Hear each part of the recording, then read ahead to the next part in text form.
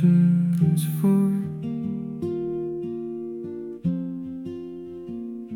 What I am saying is that as long as an heir is underage, he is no different from a slave. Although he owns the whole estate, the heir is subject to guardians and trustees until the time set by his father. So also, when we were underage, we were in slavery under the elemental spiritual forces of the world. But when the set time had fully come, God sent His Son, born of a woman, born under the law, to redeem those under the law, that we might receive adoption to sonship. Because you are His sons, God sent the Spirit of His Son into our hearts, the Spirit who calls out, Abba, Father. So you are no longer a slave, but God's child. And since you are His child, God has made you also an heir. Formerly, when you did not know God, you were slaves to those who by nature are not gods. But now that you know God, or rather are known by God, how is it that you are turning back to those weak and miserable forces? Do you wish to be enslaved by them all over again? You are observing special days and months and seasons and years. I fear for you that somehow I have wasted my efforts on you. I plead with you, brothers and sisters, become like me, for I became like you.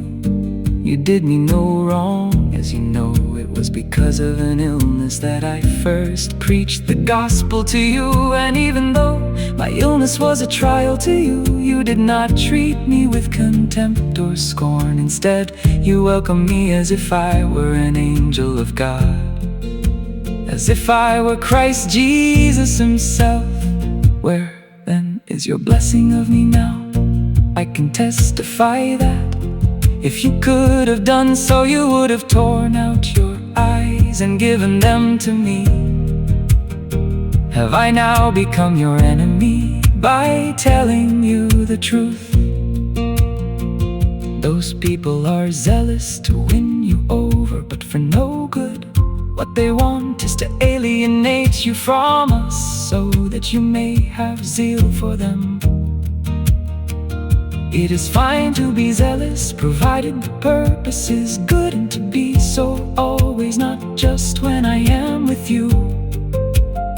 My dear children, for whom I am again in the pains of childbirth, until Christ is formed in you. How I wish I could be with you now and change my tone, because I am perplexed about you. Tell me, you who want to be under the law, are you not aware of what the law says? For it is written that Abraham had 2 sons, one by the slave woman and the other by the free woman. His son by the slave woman was born according to the flesh, but his son by the free woman was born as the result of a divine promise.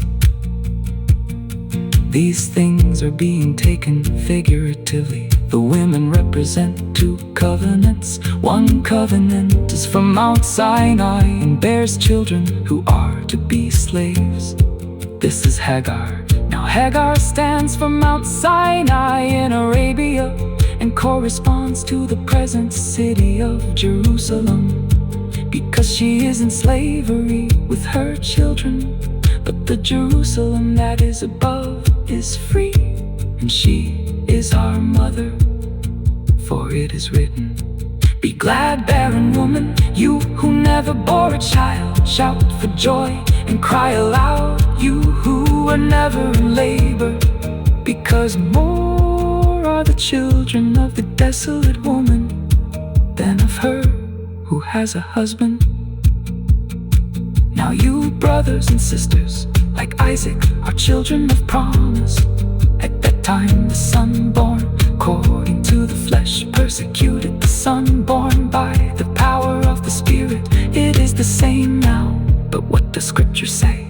Get rid of the slave woman and her son, for the slave woman's son will never share in the inheritance with the free woman's son. Therefore, brothers and sisters, we are not children of the slave woman, but of the free woman.